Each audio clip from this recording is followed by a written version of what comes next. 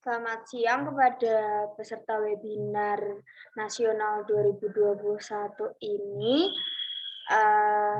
Pada kesempatan kali ini, webinar kali ini mengusung tema proses perencanaan strategik UMKM.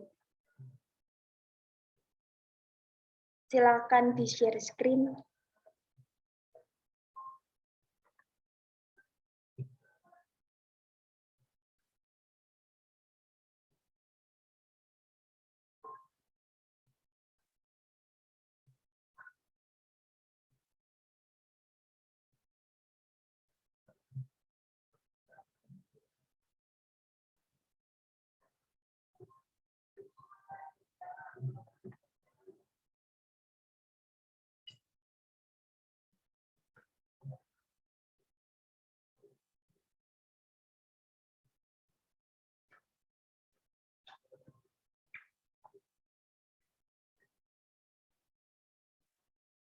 Oke, seperti yang sudah saya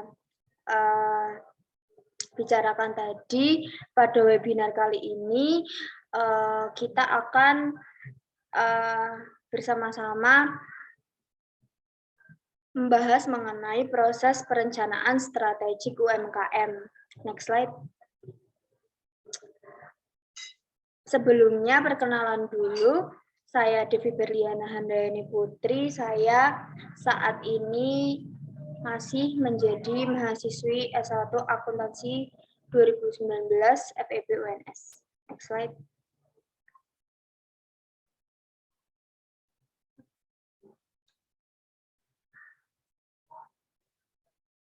Baik, proses perencanaan strategik. Bagian penting dari rencana usaha adalah pandangan pemilik terhadap strategik yang akan diambil untuk memenangkan persaingan. Perencanaan strategik merupakan bagian penting dari perencanaan usaha, yaitu bagaimana cara-cara perusahaan menggunakan kunci faktor keberhasilan. Sebagai contoh, jika seorang penjual terlatih dan kuat dianggap sebagai kunci keberhasilan, pemilik harus menyusun rencana yang memasukkan faktor tersebut. Dalam industri penghasil barang, jika faktor keberhasilan adalah pengembangan produk yang bermutu serta inovatif, maka harus menyusun faktor tersebut dalam sebuah rencana usaha. Next slide. Baik, pokok pembahasan kali ini itu lebih difokuskan untuk usaha kecil yang akan tumbuh menjadi usaha menengah karena mereka sudah melaksanakan manajemen usaha dan sedikitnya telah berhubungan dengan perbankan maupun sumber daya non-lembaga keuangan. Nah, perusahaan kecil dan menengah ini lebih cenderung memiliki sistem perencanaan yang lebih sederhana dan tidak begitu formal dibandingkan dengan perusahaan besar. Suatu bisnis itu harus dapat menciptakan strategik untuk menyampaikan produk maupun jasanya sehingga dapat menciptakan nilai yang lebih besar bagi pelanggan. Seperti yang sudah terlihat pada slide, perusahaan harus mampu memperbaiki terus-menerus melalui proses pembelajaran. Nah, pengembangan rencana bisnis yang bersifat kritis merupakan keunggulan dalam bersaing.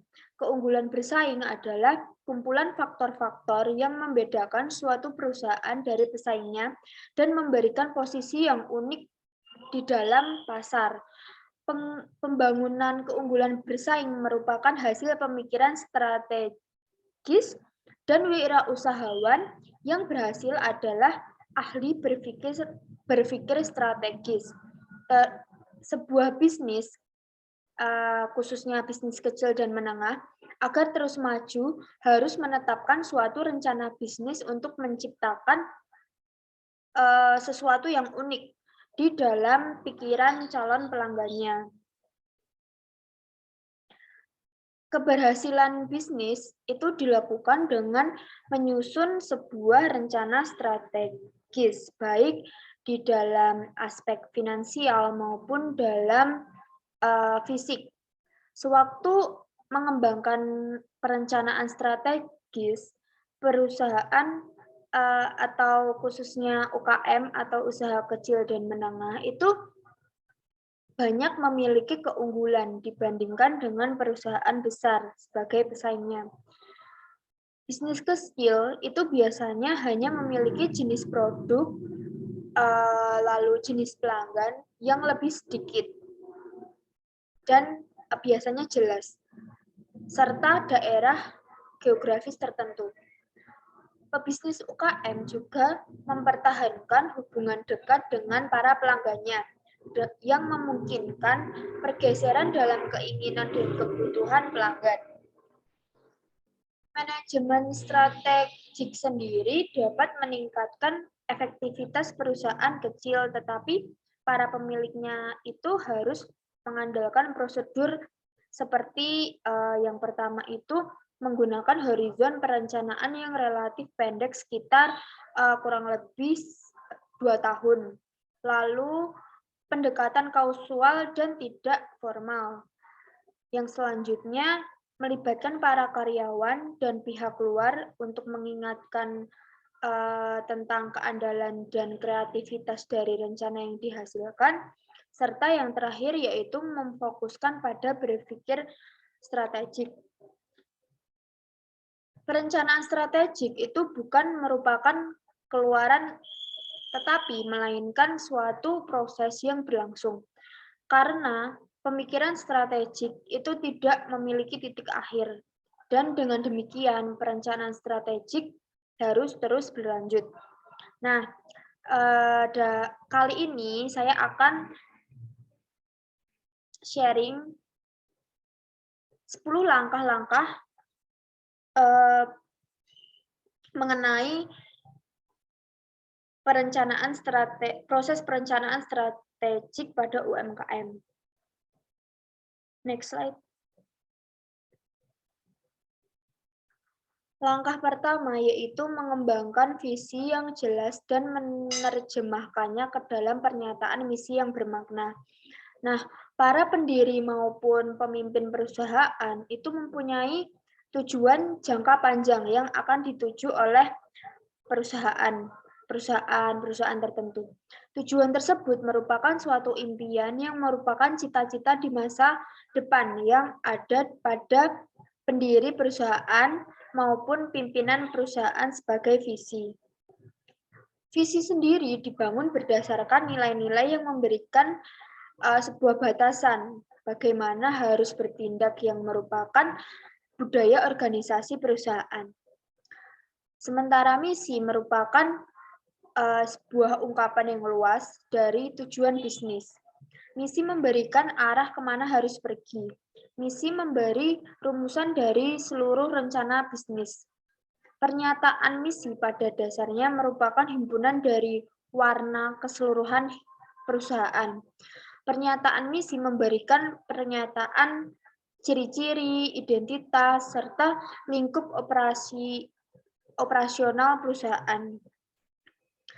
Nah, sementara bagian yang paling sulit adalah untuk mewujudkan misi di dalam kegiatan sehari-hari. Agar efektif, suatu pernyataan misi harus menjadi dokumen yang hidup dan mempunyai jiwa yang terwujud pada karyawan.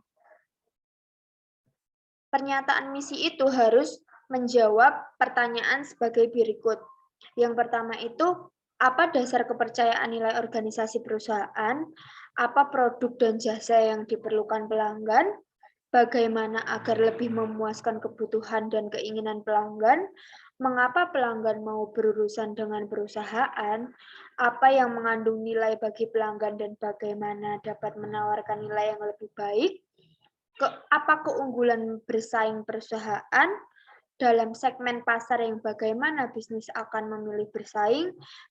Dan yang terakhir, siapa pihak-pihak kunci yang berkepentingan dengan bisnis ini dan apa pengaruhnya pada perusahaan. Nah, Secara ringkas, pernyataan misi tersebut harus menjawab pertanyaan 5W1H, yaitu apa atau what, mengapa atau why, bagaimana atau how, siapa atau who, di mana atau where, dan bila mana atau when. Next slide. Langkah selanjutnya yaitu mendefinisikan kompetensi inti perusahaan, segmentasi pasar, tujuan, dan menempatkan posisi perusahaan agar bersaing secara efektif. Untuk mempertahankan kelangsungan hidup atau sustainable adalah kemampuan dalam mengembangkan seperangkat kompetensi inti yang memungkinkan melayani pelanggan dengan baik. Kompetensi ini merupakan kemampuan yang dikembangkan dalam daerah operasional kunci, seperti mutu, lalu ada layanan, inovasi, lalu ada pembangunan tim, ada juga fleksibilitas, serta cepat tanggap yang melebihi pesaing. Kompetensi inti ini akan menjadi dasar keunggulan kompetitif perusahaan. Kompetensi inti usaha kecil karena berskala dari ukuran kecilnya sehingga lebih lincah, dekat dengan pelanggan, dan kemampuan berinovasi. Secara ringkasnya, ukuran kecil menjadi kekuatan bersaing dibandingkan dengan usaha yang besar. Lalu beralih ke segmentasi pasar. Segmentasi pasar secara sederhana berarti membagi-bagi pasar yang besar menjadi unit-unit yang lebih kecil dan lebih homogen, yang kemudian menerapkan strategi pasar yang khususnya untuk tiap segmen pasar dalam rangka menarik pelanggan dari setiap segmen pasar. Hal ini berarti memerlukan informasi sesuai dengan pelanggan perusahaan dan karakteristiknya. Informasi tersebut seperti manfaat yang dicari, penggunaan produk, pilihan, pola pembelian. Pebisnis itu harus memeriksa apakah segmen pasar itu cukup besar dan cukup untuk daya beli, sehingga dapat menghasilkan laba bagi perusahaan. Misalkan busana muslim perempuan dibagi menjadi segmen busana muslim bagi anak-anak, terus busana muslim remaja, ibu rumah tangga, dan ibu parubaya. Yang selanjutnya adalah menetapkan posisi. Menetapkan posisi perusahaan dalam pasar bertujuan untuk mempengaruhi persepsi pelanggan untuk menciptakan citra yang diinginkan terhadap perusahaan serta produk atau jasa yang ditawarkan.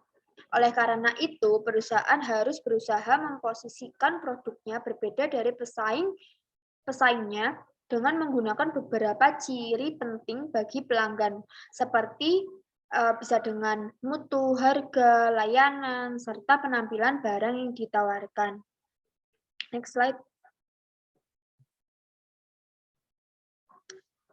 Lalu ke langkah yang ketiga, yaitu menilai kekuatan dan kelemahan perusahaan. Membangun strategi bersaing yang berhasil mengharuskan perusahaan itu memperbesar kekuatannya untuk mengatasi kelemahannya. Kekuatan adalah faktor internal positif yang berperan dalam perusahaan untuk menggapai misi, cita-cita, dan tujuan organisasi. Sementara kelemahan adalah faktor internal negatif yang merintangi kemampuan perusahaan untuk mencapai misi, cita-cita, dan tujuan perusahaan. Untuk menilai kekuatan dan kelemahan, itu dapat dilakukan dengan cara membuat tabel neraca strategik. Kolom kiri menetapkan hasil inventaris keterampilan spesifik, pengetahuan unik, dan sumber daya khusus dari bisnis, sementara kolom kanan berupa kelemahan keterampilan, pengetahuan, dan sumber daya. Neraca strategik ini harus mencakup tentang keterbatasan yang merintangi semua daerah kinerja kunci dari bisnis seperti personalia, keuangan, produksi, pemasaran, pengembangan produk, serta organisasi. Neraca akan memberikan hasil analisis pada pemilik dan atau manajer yang menunjukkan fondasi untuk membangun kekuatan masa depan dan hambatan yang harus dihilangkan untuk kemajuan suatu bisnis tersebut. Next slide.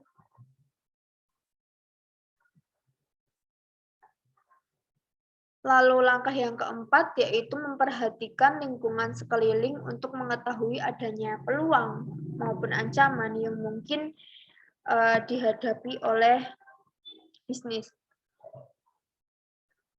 Setelah mengidentifikasi faktor internal perusahaan, langkah berikutnya yaitu mengidentifikasi faktor eksternal yang berupa peluang serta ancaman yang membawa dampak yang nyata terhadap bisnis. Peluang merupakan faktor eksternal positif yang dapat dimanfaatkan oleh suatu bisnis untuk mencapai misi, cita-cita, serta tujuan bisnis.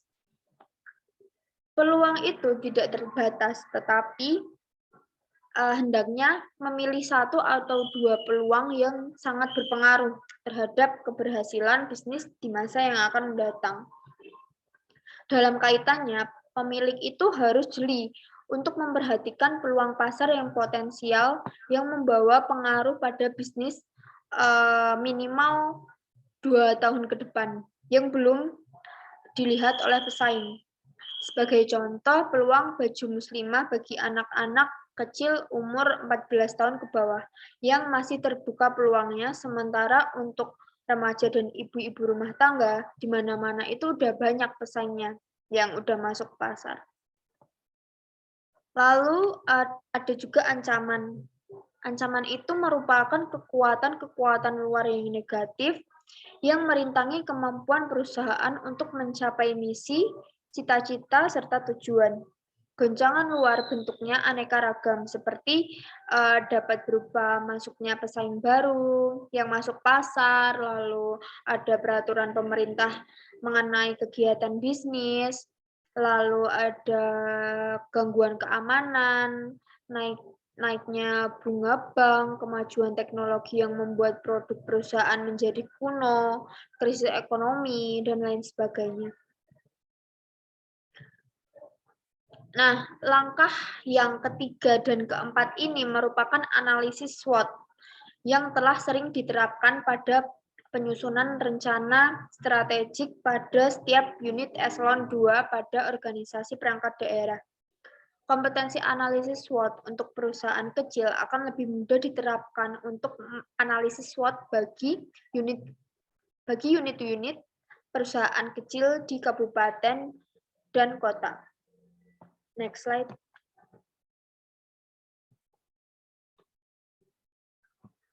Lalu ke langkah yang kelima, yaitu mengidentifikasi faktor-faktor kunci keberhasilan.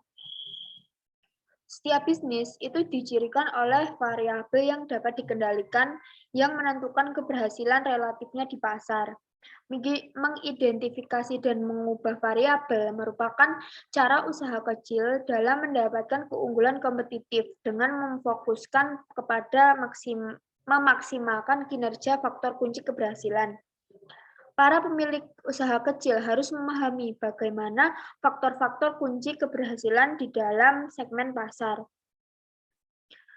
Faktor kunci keberhasilan merupakan hubungan antara variabel terkendali dengan faktor kritis yang mempengaruhi kemampuan perusahaan untuk bersaing di dalam pasar.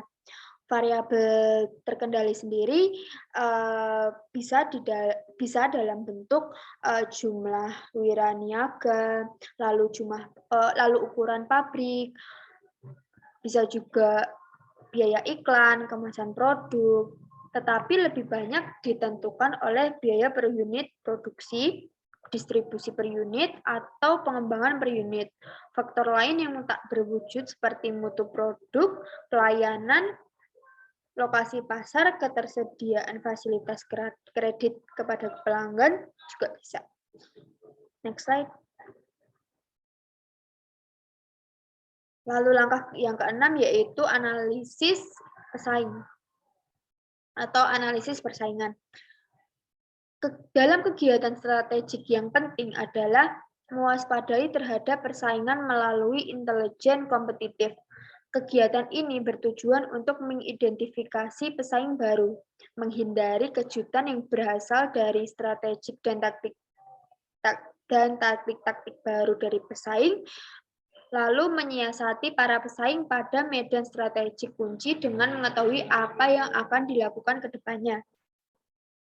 Pemilik UKM dapat mengumpulkan banyak informasi dengan biaya rendah seperti contohnya bisa membaca publikasi niaga yang dilakukan oleh pesaing, lalu bisa bertanya kepada pelanggan dan pemasok apa sih yang dilakukan oleh para pesaing kita. Lalu bisa juga berbicara dengan karyawan penjualan dan pembelian. Mereka akan banyak mengetahui informasi persaingan yang telah ada pada mereka. Lalu bisa juga menghadiri pameran dagang dan publikasi niaga yang dibuat oleh pesaing. Yang terakhir, bisa juga membeli produk dagang pesaing, analisis mutu, dan kinerjanya.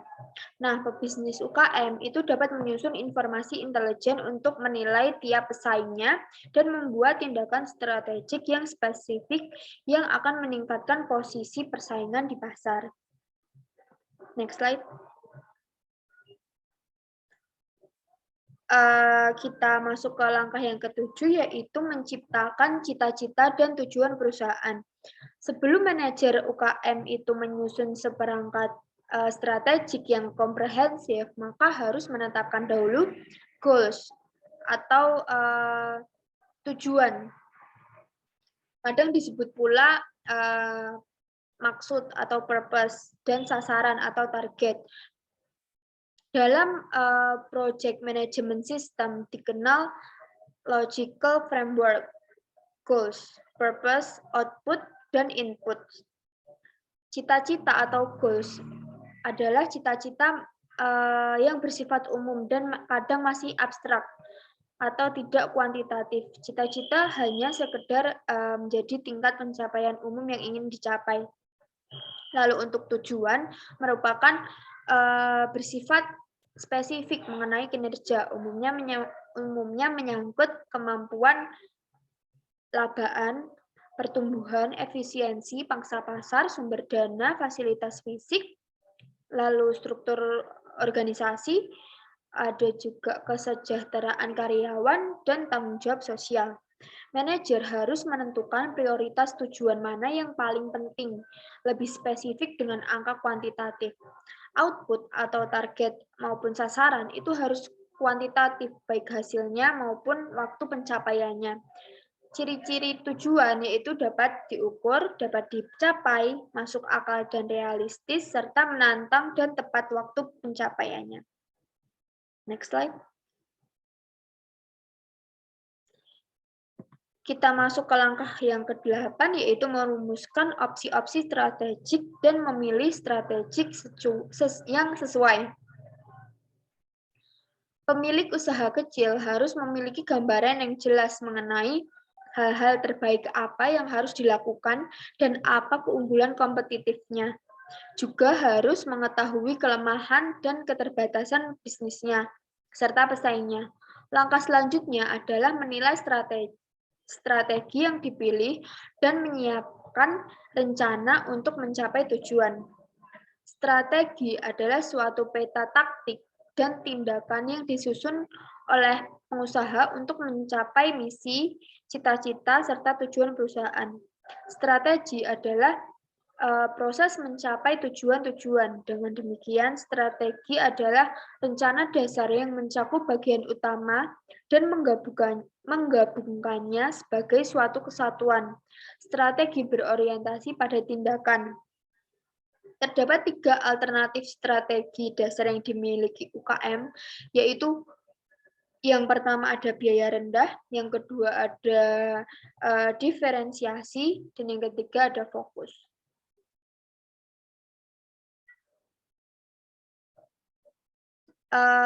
yang strategi kepemimpinan dalam biaya berjuang untuk menjadi produsen dengan biaya yang paling rendah dibandingkan dengan pesaingnya dalam industri tersebut. Strategi ini akan berhasil jika pelanggan peka terhadap perubahan harga, sedangkan perusahaan pesaing menjual dengan komoditi yang sama. Yang kedua, strategi pembeda atau diferensiasi merupakan strategi di mana perusahaan itu berupaya untuk membangun loyalitas pelanggan dengan menempatkan produk ataupun jasanya dengan cara yang unik atau jasanya dengan berbeda. Untuk pembedaan itu mencakup pelayanan pelanggan yang istimewa, keistimewaan produk yang berbeda, ketersediaan suku cadang dengan segera, mutu produk yang prima, dan pengetahuan produk yang luas. Lalu strategi yang ketiga ada fokus. Strategi fokus di mana UKM menyadari bahwa tidak semua pasar itu homogen. Pada kenyataannya, dalam pasar manapun terdapat segmen pelanggan yang berbeda yang masing-masing itu mempunyai kebutuhan, keinginan, dan ciri-ciri yang berbeda. Strategi fokus merupakan strategi di mana pebisnis UKM memilih salah satu atau lebih segmen pasar, mengidentifikasi kebutuhan, keinginan, serta minat khususnya, dan menawarkan kepada mereka barang maupun jasa yang khusus dibuat agar unggul dalam memenuhi kebutuhan, keinginan, dan minat mereka. Next slide. Lalu langkah yang ke-9 yaitu ada menjabarkan perencanaan ke dalam rencana tindakan. Pebisnis UKM itu harus mengubah rencana strategi ke dalam rencana operasional yang memandu bisnis ke dalam kegiatan sehari-hari dan menjadi bagian bisnis aktif yang terlihat nyata. Mengimplementasikan strategi untuk menjadikan strategi dapat dilaksanakan harus membagi ke dalam kegiatan atau proyek sebagai masukan dengan sumber dayanya untuk masing-masing kegiatan, biasanya disebut masukan atau input. Nah, masing-masing kegiatan ini itu ada beberapa kriteria. Yang pertama itu ada tujuan, apa yang ingin dicapai dalam merencanakan kegiatan ini, lalu lingkup, bidang-bidang mana saja dalam perusahaan yang akan terlibat dalam kegiatan ini, kontribusi, bagaimana kegiatan yang satu berkaitan dengan kegiatan lainnya, lalu kebutuhan sumber daya, berapa sih sumber daya personel dan dana yang diperlukan untuk menyelesaikan kegiatan ini, dan yang terakhir itu ada waktu, yaitu jadwal dan tenggat waktu yang dapat memastikan penyelesaian kegiatan. Melibatkan karyawan dan memberikan kewenangan penuh sangat penting sebab kegiatan ini paling langsung mempengaruhi mereka. Keterlibatan dan kesepakatan seluruh karyawan adalah syarat awal untuk mencapai target-target. Next slide.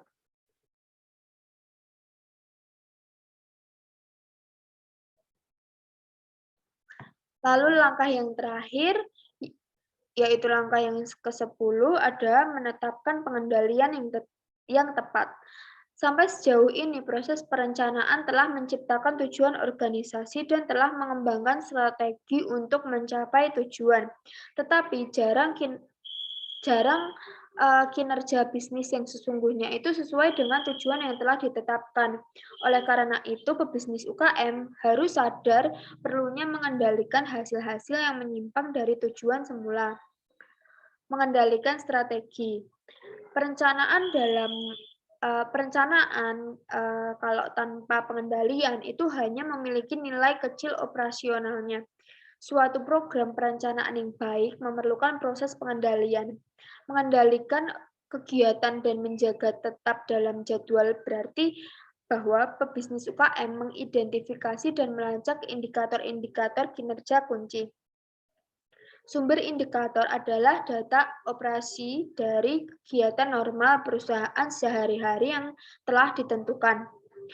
accounting, produksi, penjualan, persediaan, dan catatan operasional lainnya merupakan sumber data primer yang dapat digunakan pebisnis UKM untuk mengendalikan sebuah kegiatan.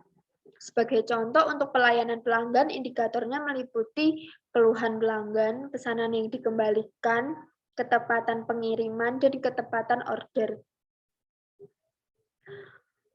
Dengan berubahnya lingkungan, pebisnis UKM harus melakukan koreksi dalam kinerja, kebijakan, strategi, dan tujuan. Bisnis UKM itu tidak memerlukan sistem pengendalian yang canggih dan mahal. Sistem harus praktis sehingga merupakan proses alamiah dari proses manajemen. Next slide. Lalu ada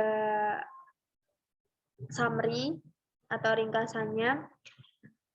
Perencanaan strategik itu merupakan tulang punggung manajemen strategik, memberikan arahan dan batas-batas untuk kegiatan operasional. Tugas dan tanggung jawab setiap manajer pada setiap tingkatan kepemimpinan suatu organisasi, sebagai salah satu cara yang efektif untuk melihat bisnis sebagai sistem.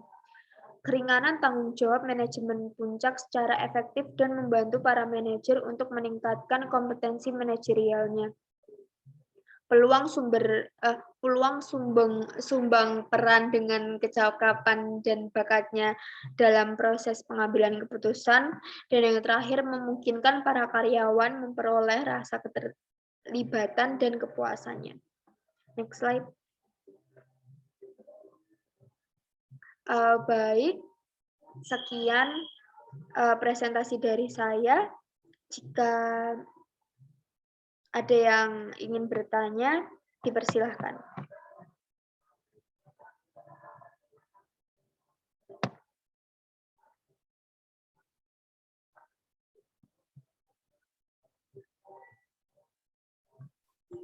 Saya izin bertanya. Oke, Kylie Jenner, silahkan pertanyaannya.